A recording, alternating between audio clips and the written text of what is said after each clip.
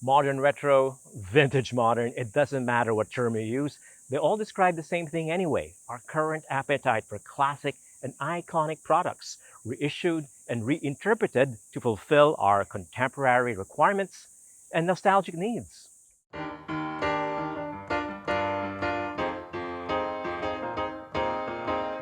In this pre-Father's Day episode, we look at stuff our dads once dreamt of having in their younger days, and the newer versions of which fathers aspire to own today. We'll go hands-on with cameras, watches, and off-road vehicles desired by generations for their iconic designs and class-leading durability, and see if these latest models can live up to the reputation set by their famous predecessors. So join us. I'm David Celdran, and this is Executive Class.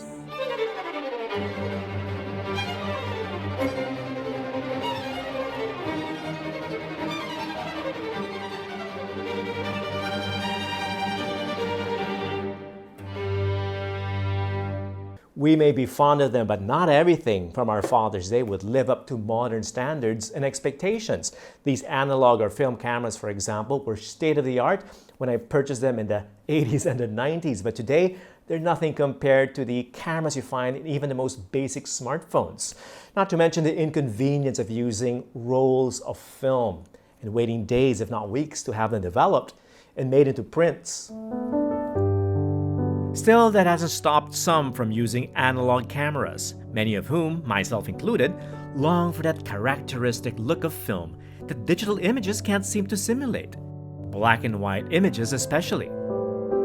It's a difference I can spot immediately, whether it's my amateur photos from long ago or those recorded by world-famous black and white photographers like Henri Cartier-Bresson and Sebastião Salgado. Of course, you can convert your digital images into black and white pictures, either by setting the camera to monochrome mode or converting those files later into black and white on your computer. Any kid on IG knows that. Maybe it's my imagination, but I can never capture the same effect in a digital print, even with some of the world's most advanced camera gear.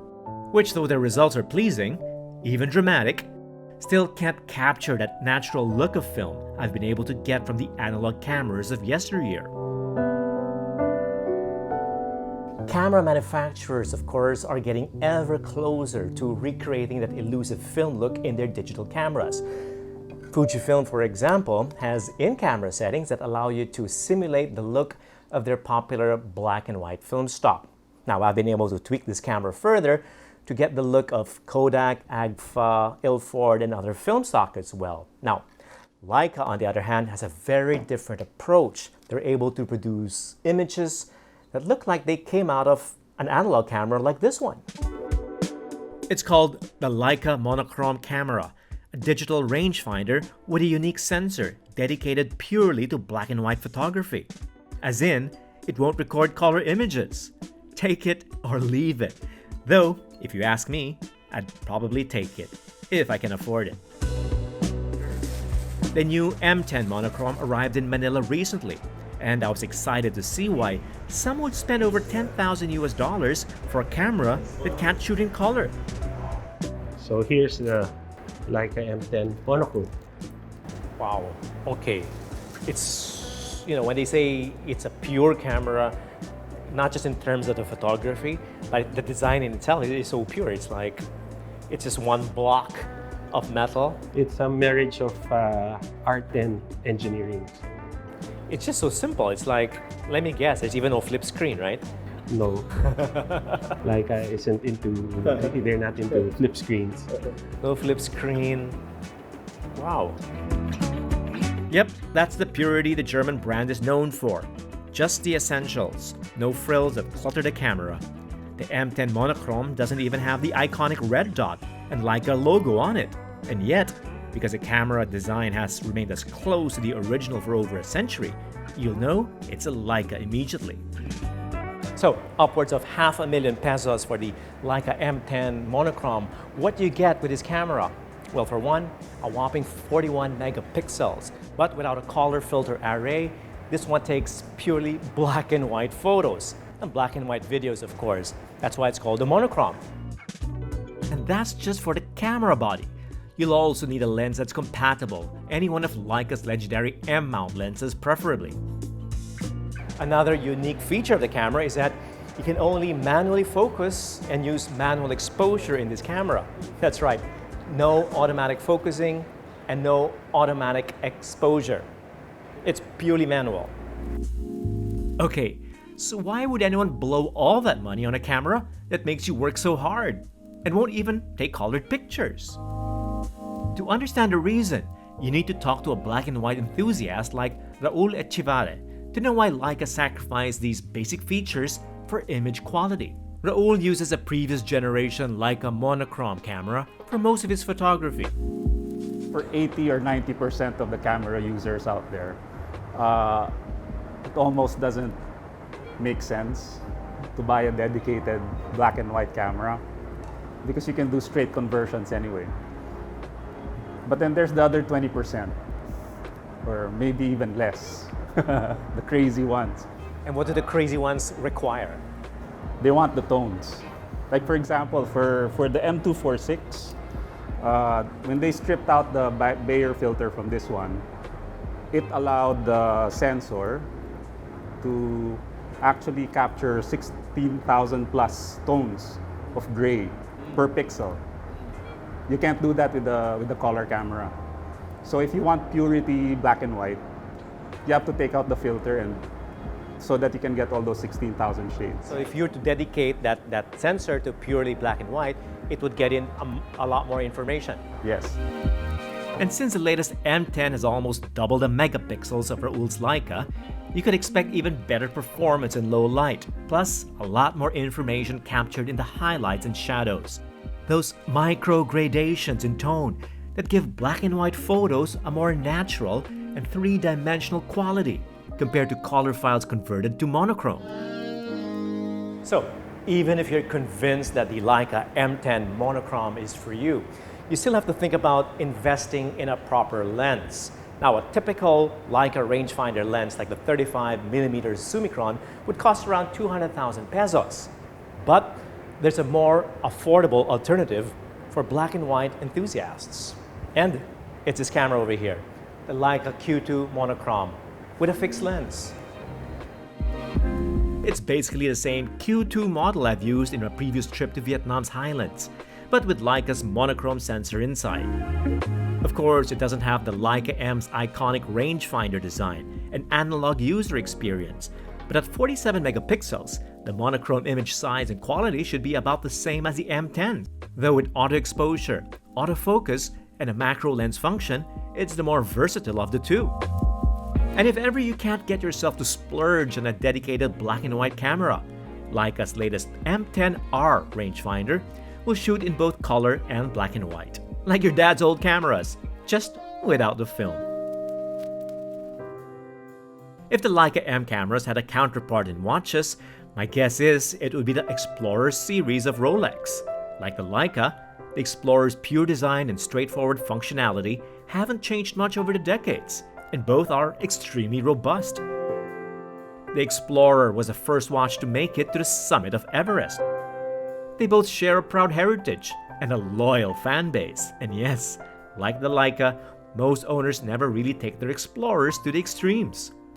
But whatever reason for getting one, you can be sure you've got one of the world's most timeless and durable mechanical watches, be it the original from 1953 or the latest model unveiled in Geneva this year. Rolex released a number of new watches, mostly tweaked to their existing lineup, plus lots of new dials that help popular models from the past keep up to date with trends.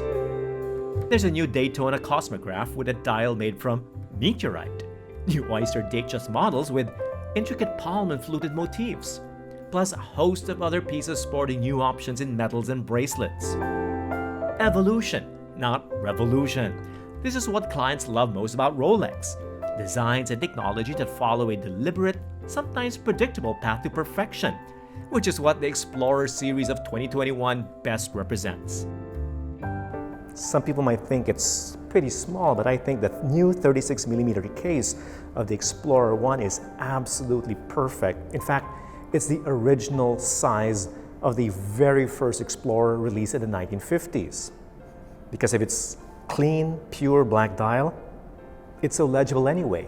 It doesn't have to be oversized to see all the information at a single glance. Though the size harks back to the past, the watch build and movement is up to date, with a new generation chronometer movement and patented oyster steel case. Purists, however, might be shocked with Explorer 1's wealthier and dressier twin in Rolex steel and 18K gold. It's not quite the watch Sir Edmund Hillary would take to scale Mount Everest, rather more like the watch he'd wear to visit the Queen. Those put off by the smaller case size or Rolex trim can opt for the new Explorer 2 instead. The Series 2 introduced in 1971 has always looked more modern and more robust. With a 24-hour display, date function, and a larger 42mm case size, it's also more practical. The 2021 model is updated with a new case and bezel design, and the latest generation self-winding mechanical chronometer movement of Rolex. Rolex Explorers prove you don't have to reinvent the wheel to remain relevant with new buyers. Though, it's not as easy for watch models without a long history or iconic design behind it. For Tudor's relatively new Black Bay line, that meant borrowing design elements from the legendary sports watches of their past. Indeed, there were quite a number of interesting new releases from Tudor during that exclusive press event which I attended. And most notably, I think, the gold and silver cases, the new ones at least, for the Black Bay 58. Now that's quite groundbreaking for Tudor at least. However, it was the Black Bay chronographs that really stole my heart during that day. And I think Tudor noticed the reaction on my face, and therefore they decided to lend me the chronograph for a week. So let's unbox it. The new Black Bay Chrono in a 41mm slimmed-down steel case combines the aesthetics of two iconic Tudor models, the Oyster Date chronograph from the 70s, with its familiar screw-down pushers and crown design, and the Tudor Submariner dive watches of the 50s, with their unique snowflake hour hand. Usually, the distinct styles of divers and chronos don't mix well on a dial, and the snowflake hour hand can get in the way of reading the sub-dials. But in all, the cool vintage-inspired design works well for me, especially with the black tachymeter bezel, and two-tone panda dials, which resemble the most famous chronograph ever made, the Rolex Daytonas owned by Hollywood actor and racer Paul Newman. One of the actor's watches sold for a record $17.8 million at auction. Another, the one closer in style to the Tudor Chrono, sold for $5.4 million. The Black Bay Chrono, on the other hand, sells for just over $5,000, a bargain considering it's waterproof to 200 meters and comes equipped with an advanced self-winding COSC-certified chronograph movement co-developed with Breitling. Indeed, a handsome piece that combines the cool styling of our father's era with the technical standards of our modern day. Up next, iconic off-roaders from our Father's Day, reissued for a new breed of 4x4 owners. Two generations of the Mercedes-Benz G-Class and the Land Rover Defender, when executive class returns.